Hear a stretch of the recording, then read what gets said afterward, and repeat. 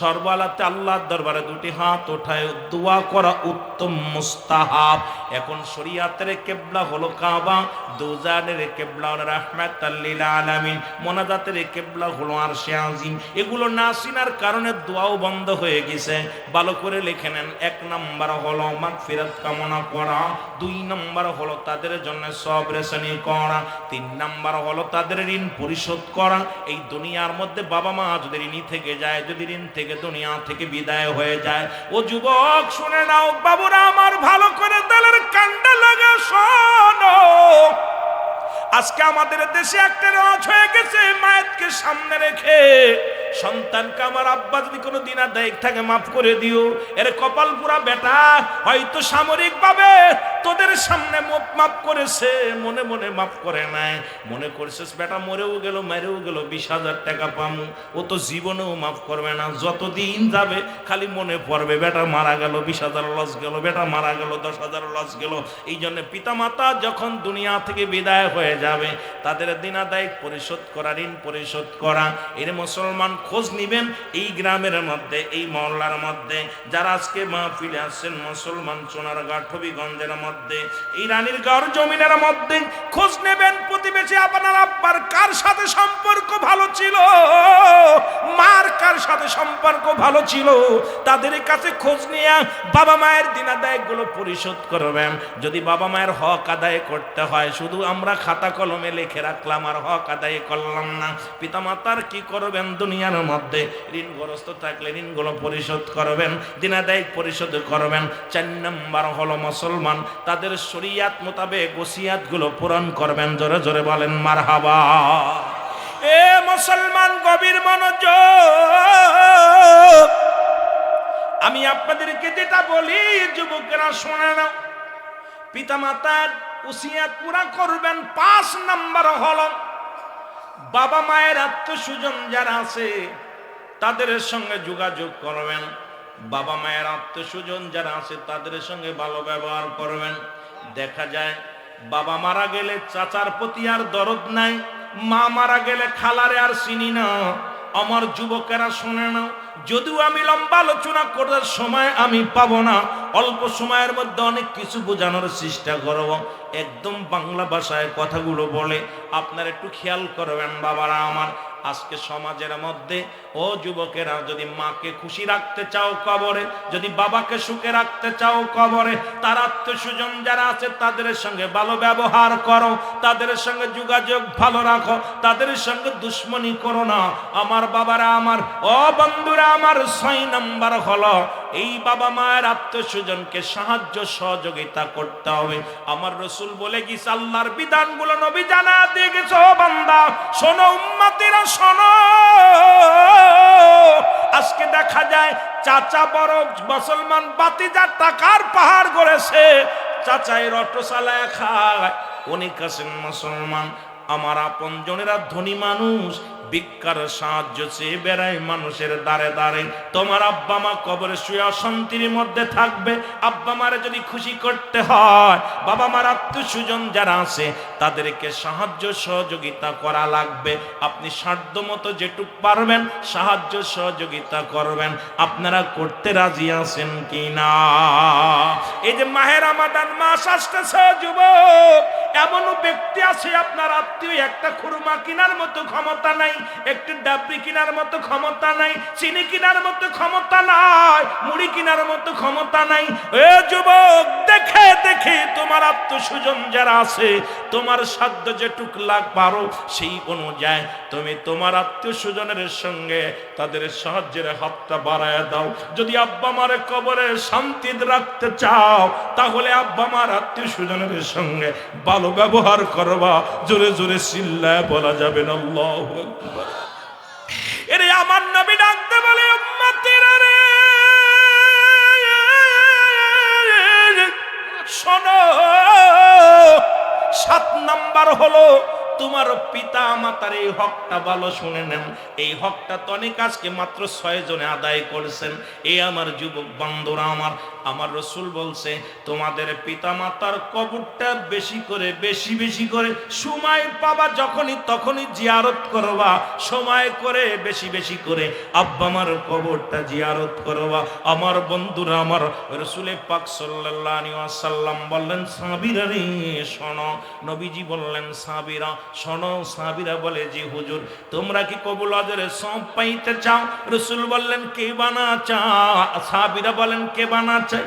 নবীজি বললেন তোমাদের যাদের পিতা মাতা দুনিয়ার মধ্যে জিন্দা, ওরে একবার তোমার মায়ের মুখের দিকে তাকাইলে, তোমার বাবার মুখের দিকে তাকাইলে, এমনকি মা বাবারে সালাম দিবেন, আসসালামু আলাইকুম মা, আসসালামু আলাইকুম বাবা, তোমার আমল নামায় একটা কবুল হজের সব লেখা হয়ে যাবে।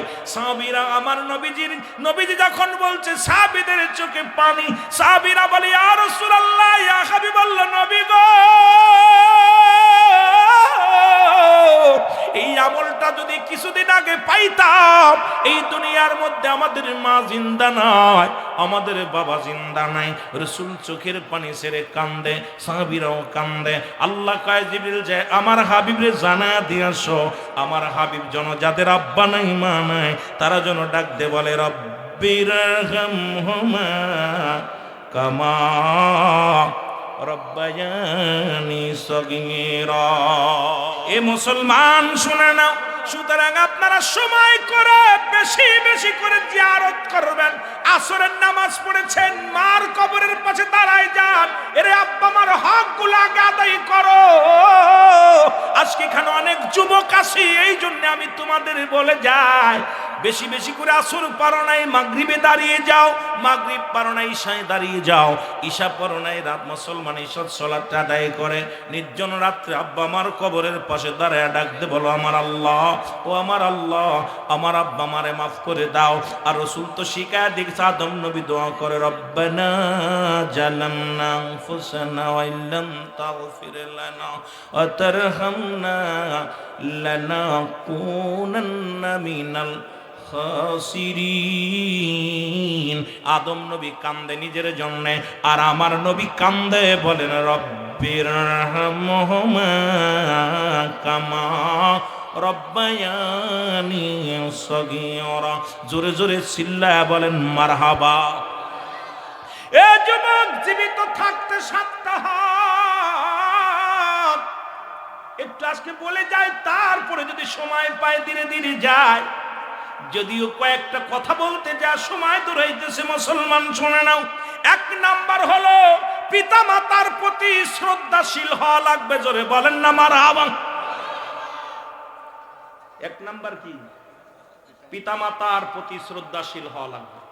এমন শ্রদ্ধাশীল হইতে হবে সারা আমি কিসের রুহুল আমিন দেখার সময় নেই। আমার আব্বা আমার মাথার তাস, আমার বাবা মা আমার কলিজার টুকরা, আমার মাথার চাঁদ, আমার কলিজা।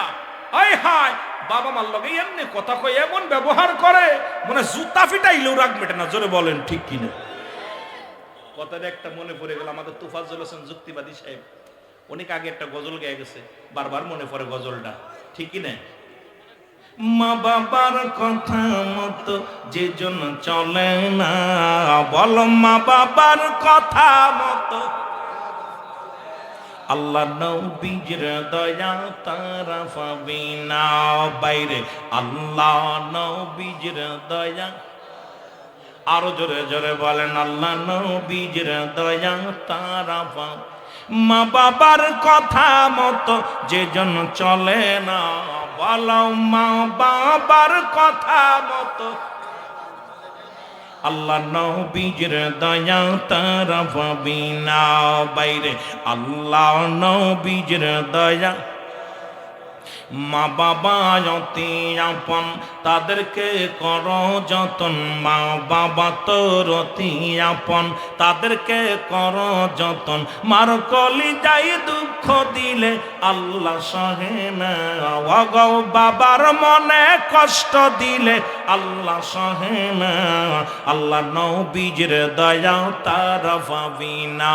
বাইরে আল্লাহ সুন্দরী বধূ পায়া তাদের ভুইল না, দুদিনের বিবি পায়া তাদের ভুইল না, আল্লাহ নবীর দয়া তারা পাবি না। বাইরে আল্লাহ। এ মুসলমান শুনে না, এক নম্বর পিতা মাতার শ্রদ্ধাশীল হওয়া লাগবে তাদের প্রতি গো। ও যুবক, এই ভুল করা যাবে না। পৃথিবীর মধ্যে বাবা মা রে, আজকে দেখা যায় মুসলমান দেখি সিনেমার হলে বড় ছবি লাগা দিছে, মা বড় না বাবা বড়, মা বড় না বউ বড়, নাউজুবিল্লাহ। কত বড় বেকুব, কত বড় নেমহারাম। এই নেমহারামি কেমনে করলো? কার লগে তুলনা করিস? পৃথিবীর মধ্যে মার লগে তুলনা হয় না, বাবার লগে তুলনা হয় না, এমন দরদি আর পৃথিবীর মধ্যে পাবি না রে মুসলমান। দুই নাম্বার হলো মনে প্রাণে তাদের ভালোবাসতে হবে। জোরে বলেন মারহাবা। আর একটু জোরে বলেন না মারহাবা। এমন ভালোবাসবা মনে প্রাণে, পৃথিবী সারা পৃথিবী তোমার কাছে কিছু নাই। তোমার মা, তোমার বাবা, তোমার মহব্বতের জিনিস, তোমার মায়ার জিনিস। মুসলমান শুনে নাও, এ আমার যুবক বন্ধুরা গভীর মনোযোগ, যে কথাগুলো বলি শুনে নাও। মনে প্রাণে তাদেরকে ভালোবাসতে হবে। এখন এই লিপসন ভালোবাসা নয়, মানুষ দেখানো ভালোবাসা নয়। মানুষ দেখলে মারে আদর করো, বাবারে আদর করো, বারে বারে ডাকো। মা বাবা অনেক চলে গেলি ধরে পিটাও। অনেক বুটার বউ আছে দেখবেন ছেলের সামনে আম্মু আম্মু আম্মুকে একদম গাল দিয়ে স্যাপ ভরি চারে আরে আদর করে। যেই ছেলে পড়ে চলে যায় গা ধরে কয় বাসন মাছ। আসে না বলেন? আসে না? এই জন্য মুসলমান শোনা নাও, দুই নাম্বার হলো মনে প্রাণে তাদের ভালোবাসতে হবে। তিন নাম্বার হলো সর্বদাই তাদের কথা মেনে চলতে হবে। বাবা মায় যে গুরুজন যারা আমাদেরকে দুনিয়ার মধ্যে আনার জন্য পৃথিবীর মধ্যে যাদের ভূমিকা ছিল মুসলমান অতুলনীয়, তারা যখন যে উপদেশ দেবে উপদেশটা মেনে চলার জন্য কোনো সন্তানের অমঙ্গল কোনো বাবা মা চায় না। পৃথিবীর মধ্যে আপনারা যখন বাবা মা হবেন তখন বুঝবেন কোনো সন্তানের অমঙ্গল কোনো বাবা চায় না। যদিও সামরিক কিছু গালি দেয় সঙ্গে সঙ্গে চোখের পানি ছেড়ে কান্দে, যদিও মা তার একটু রাগ করে, বাবা রাগ করে, চোখের আড়াল হয়ে গেলে চোখের পানি ঝরঝর করে পড়ে। বাবা চোখের পানি ফেলে কান্দে, মা চোখের পানি ফেলে কান্দে রে।